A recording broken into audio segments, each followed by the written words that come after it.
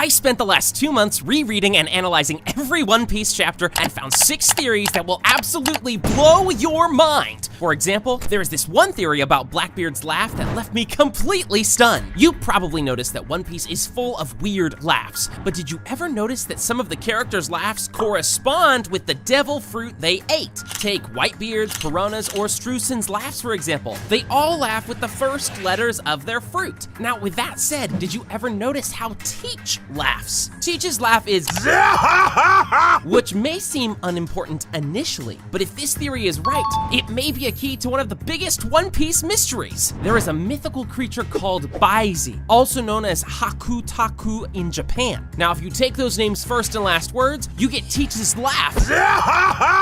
So it is possible that Teach already ate his 3rd devil fruit? You probably think this is just a stupid coincidence, but bear with me, it gets crazy from here. Baizi is a mythical creature usually portrayed as a tiger, sheep, or lion with 3 heads or 3 eyes on its side. The interesting thing about this is that Teach's flag also has 3 heads, and the number 3 is very emphasized in Teach's appearance. Also, his personality usually varies throughout the show, as sometimes he acts like a coward, sometimes he is cautious, and sometimes overconfident. This would also align perfectly with the animals Baizi is representing. Sheep for his cowardice, lion for his overconfidence, and tiger for his calm and cautious personality. What's more, did you ever take a good look at Shank's scar? How did Teach even give it to him? Many fans speculate that Teach used his claw weapon to do this, but I don't think that's true. If you look at Teach's weapon, you'll notice that it has 4 blades, while Shank's scar only has 3 lines. Based on this, it's likely that Blackbeard transformed into his Baizi form and surprised Shanks, which allowed him to scar him with his claws.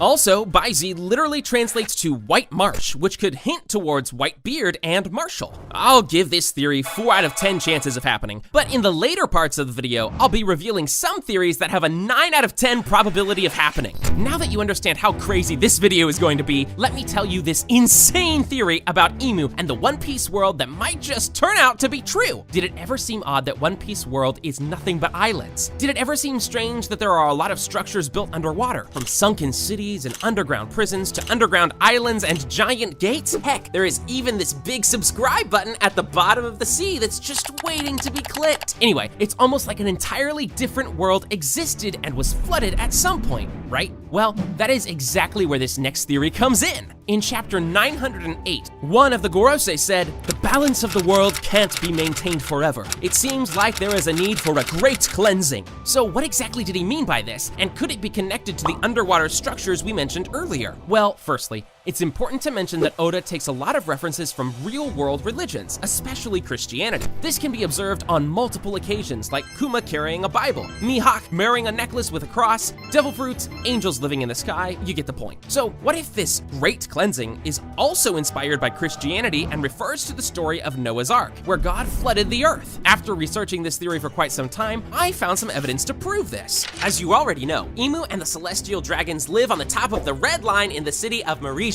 Now, it's really interesting that they chose that specific location, especially because it's the highest point in the One Piece world and would make them completely safe from the flood. It's also an interesting parallel that celestial dragons are referred to as gods, which makes it even more fitting that they flood the One Piece world, the same as the god did in Noah's story. This theory would also explain why there are only islands in this world. You see, if the world was really flooded, that would make only the highest points above the sea visible, while everything else would sink. This phenomenon was perfectly explained during the Long Ring Long Land arc, where the path connecting small islands wasn't visible because it was underwater. But how would the Gorosei even do something like this? Well, I think that's where Emu comes in. I don't know how many of you noticed, but Emu's name in reverse spells the word umi, and the word umi means sea in Japanese. It's too early to say, but Emu could have some kind of power to control the sea to some extent or raise sea levels. Anyway, we'll need to wait a bit more till Oda reveals what exactly it is. For now, I'll give this one a score of 5 out of 10. Bounties. The completely made up numbers that government gives to pirates. Wait a second, are they really random? Well, what if I tell you that these bounties are actually carefully crafted and have a meaning behind them? And that we can use this information to determine what Luffy's final bounty will be at the end of the show. Okay, so if you take a closer look at some of the last numbers of each bounty, you'll notice that they actually have a meaning in Japanese. Okay, you maybe won't notice that since you are probably not from Japan, so let me explain. Whitebeard's last numbers are 4 and 6, and if we take the first syllable multiple of those numbers, which are shi and ro, you'll get the word shiro, which literally means white in Japanese. If we do the same with Kaido's last number, which is 110, we'll get the word hyakuju, which translates to beast or 100 beasts. For Big Mom, the word is haha, which translates to mother. And you may wonder, how does this help us determine Luffy's final bounty? You see, there is one combination of numbers that would fit perfectly for Luffy, and those numbers are 5656, which would make his final bounty 5,656,000,000 bellies. Why is this number so perfect for Luffy? Firstly, it would put him right above the previous pirate king, Gold D. Roger, which all of us are expecting to eventually happen in the series. Secondly, numbers 5656 literally spell the words Gomu Gomu, which is the name of Luffy's devil fruit. Seriously, you can't find a more fitting bounty than this. It deserves at least a 5 out of 10 score. And if you thought this one was crazy, we'll start covering the top 3 theories on this list, and these ones will quite literally blow you away.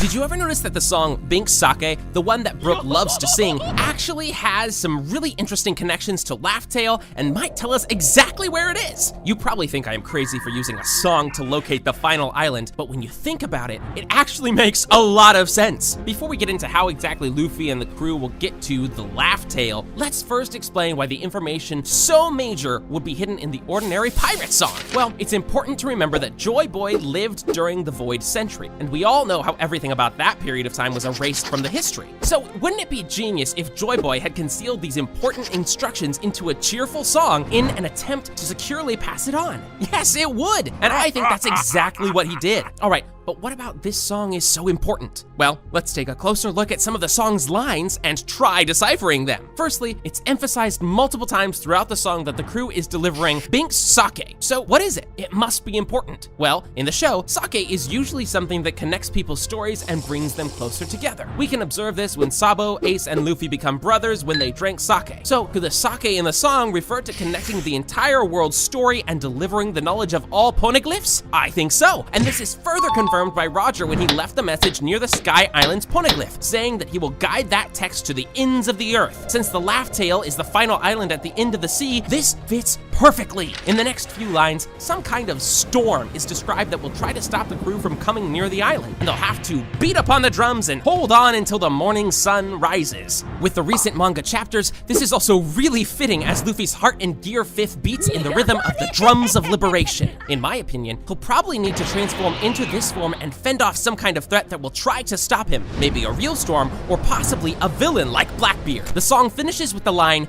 "Never ending, ever wandering, our funny traveling tale." And what's interesting about this is that the phrase "our funny traveling tale" is spelled exactly the same in Japanese as the Laugh Tale, which just further proves that there is a real connection between the song and the island. I'll easily give this one 6 out of 10, but this next one about Okiji and Blackbeard is so good that it actually has an 8 out of 10 probability of happening. Although he was a Marine, Kuzan was the only one among the admirals who followed his own sense of justice, and therefore, we can all agree that joining Blackbeard Pirates is going against everything he stands for. There must be a reason for it, right? Yes, I believe Kuzan is actually a spy sent to keep an eye on Blackbeard by the Revolutionary Army, and there are a few things that confirm this. In episode 625, after Aokiji saves Smoker, he tells him that there are certain things he can do now since he is not a part of the Marines anymore, and that the grass is always greener on the other side. This could imply that he joined some other organization. Furthermore, during the Reverie arc, it was revealed that the revolutionaries escaped Baltigo just in time before Blackbeard arrived and destroyed the island. Since Aokiji is a crew member now, he probably knew that Blackbeard was going to attack and could have tipped off Dragon about his plans. If you still don't believe this, there is one more thing that may persuade you. For unknown reasons, Blackbeard's 10 captains are called Titanic Commanders. This seems pretty irrelevant until you realize that the thing that sank the actual real-world Titanic was an iceberg, and since Aokiji is literally an Iceman, this perfectly symbolizes that he may betray them in the future. 8 out of 10 is a fair score for this theory, but let's dial the crazy up to the max and cover the wildest theory on the list with a score of 9